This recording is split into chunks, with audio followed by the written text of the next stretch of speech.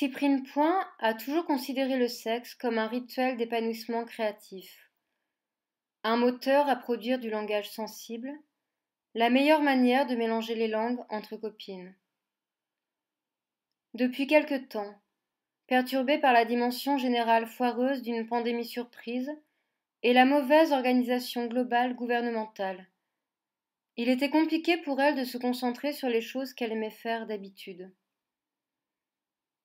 Obsédée par l'idée de baiser comme c'était toujours le cas auparavant, elle n'arrivait pas à se concentrer sur la baise.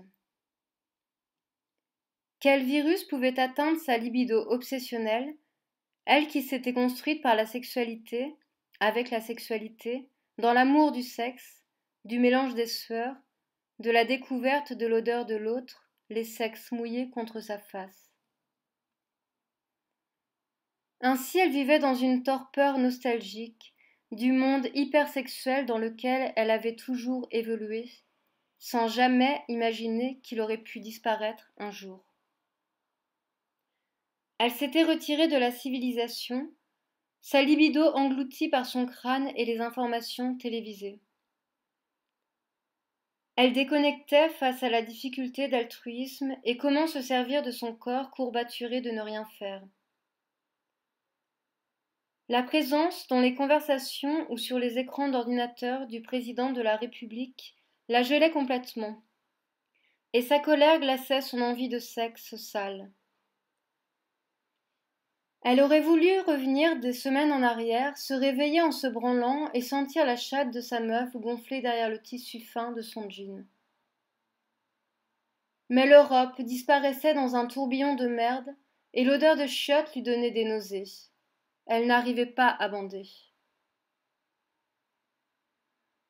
Quel avenir pour les obsédés sexuels dans son genre, condamnés à un confinement jusqu'à l'absurde et la privation des corps.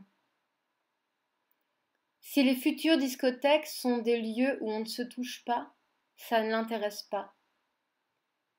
Les médias habitent son corps et elle télétravaille pendant que son lieu est devenu son bureau et son bureau son lit. Les masques faits maison sont usagés. Carrefour est bondé pendant que les voisins applaudissent de moins en moins le personnel hospitalier en train de crever. Alors, dans une surconscience de ce qui vient, et face à l'embauche faramineuse du peuple par Amazon, et l'accès gratuit à toutes les vidéos porno hétéro de Pornhub, Cyprien Point visualise comment le capitalisme endort les esprits et les corps. Cyprien Point se demande à quel degré l'État français décide de sa sexualité pendant que les drones envahissent son ciel et que l'état de surveillance la trace depuis chez elle. Il en était ainsi.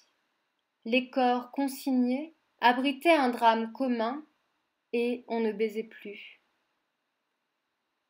Ça paraissait quand même dingue d'imaginer que chacune, enfermée chez elle, respectait les distances qui permettent aux forces de l'ordre d'envahir les rues et de procéder à une tactique de peur sur le peuple pauvre à qui il ne reste plus rien à part le sexe. Et papa qui pisse sur nos chaussures propres pour nous rappeler qu'il ne faut pas traîner et qu'il faut bien fermer sa gueule et se normaliser pour maladivement s'effacer. Cyprien Point est révoltée. Elle décide alors de la chute de l'Empire qui ramènera la chair à l'essentiel. Baiser intensément et salement. Faire l'amour inverti. Se sucer fort. S'enfoncer des doigts et garder en tête que le corps n'abrite pas que des virus. Il s'empoisonne aussi du contrôle étatique et d'un libéralisme mortel. Nique la police.